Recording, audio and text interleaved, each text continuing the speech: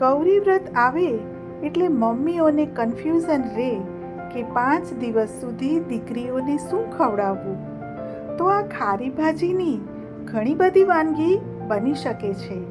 થેપલા, ગોટા, પરોઠા, મુઠિયા. તો આજે હું આ ભાજીમાંથી ગોટા બનાવીશ. અને આમ પણ ગૌરી વ્રતમાં બહુ લિમિટેડ ઇન્ગ્રેડિયન્ટ્સ હોય છે દીકરીઓને ખાવાના. તો અહીંયા મેં ભાજી ચૂંટી અને થોડી કટ કરી અને 10 મિનિટ માટે પલાળી રાખી હતી, કારણ કે આ ભાજીમાં ખૂબ જ માટી હોય છે.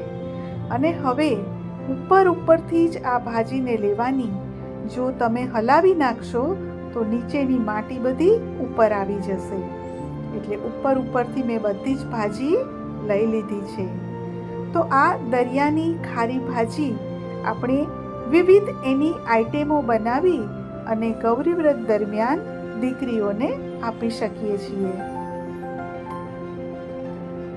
આ ભાજીનું શાક પણ સરસ બને છે.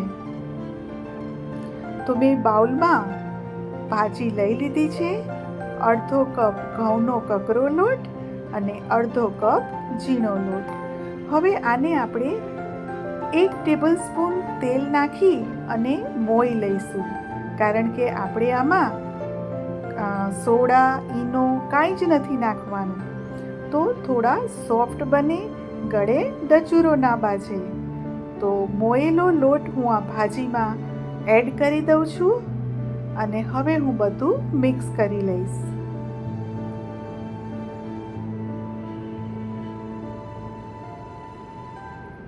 આ ખારી ભાજી છે એ અત્યારે જ મળે છે અને ખાસ ગૌરી વ્રત માટેની જ આ ભાજી છે.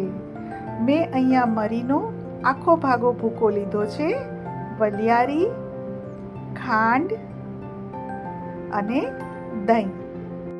આ બધી જ સામગ્રીના માપ મેં ડિસ્ક્રિપ્શન બોક્સમાં આપેલ છે.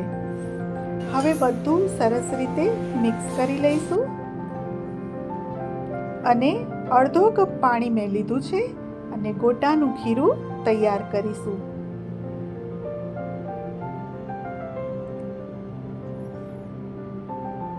જેવું આપણે ચણાના લોટનું ખીરું તૈયાર કરીએ એ જ રીતે આ ઘઉંના લોટનું ખીરું તૈયાર કરવાનું છે.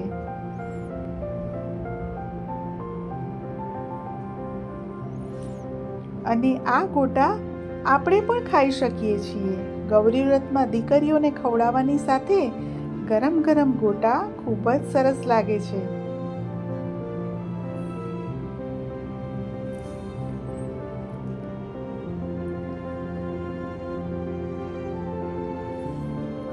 તો અહીંયા મારે અડધા કપ ઉપર બીજું 2-3 ચમચી પાણીની આ ખીરું બનાવવા માટે જરૂર પડી છે.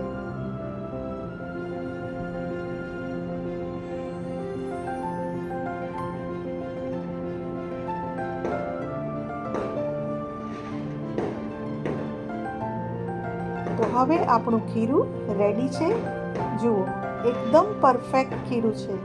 તેલ ગરમ મૂકી દીધું હતું મેં અને હવે આપણે 1 થી 1.5 ચમચી જેટલું ગરમા ગરમ તેલ ખીરામાં નાખીશું, જેથી આપણા ગોટા એકદમ સોફ્ટ બને. આમાં આપણે કાંઈ કુકિંગ સોડા કે કાંઈ નાખવાનું નથી.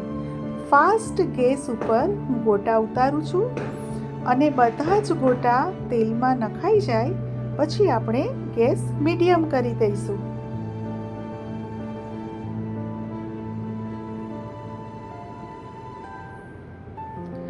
ઘઉંનો આપણે જે કકરો લોટ ઉમેર્યો છે એનાથી આ ગોટા છે એ સોફ્ટ બનશે.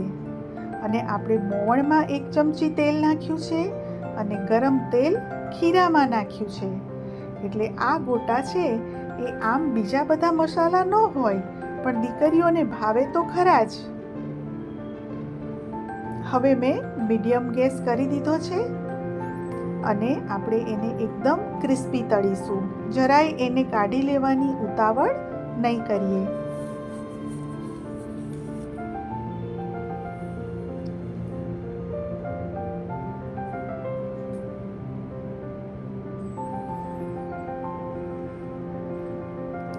લાગે છે કેટલા સરસ આ ગોટા, ભલે ચણાના લોટના નથી, ઘઉંના લોટના છે અને ટેસ્ટમાં પણ ખૂબ જ સરસ લાગે છે. બસ તો દીકરીઓને આ ગરમા ગરમ ગોટા અને દહીં આપવાનું સાથે. તો આપણા ગોટા જુઓ ગોલ્ડન થઈ ગયા છે, ક્રિસ્પી પણ થયા છે. તો બસ હવે હું 2 મિનિટમાં એને કાઢી લઈશ.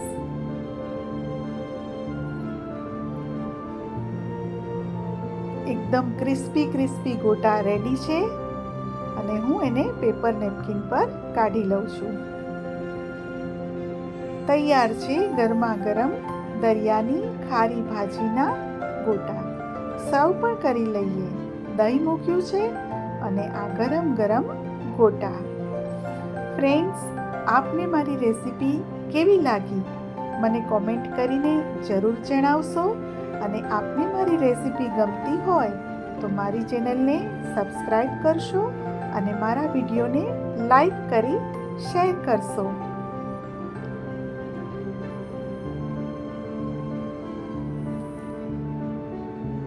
હવે આપણે ગોટાનું ટેક્સચર પણ જોઈ લઈએ અંદરથી.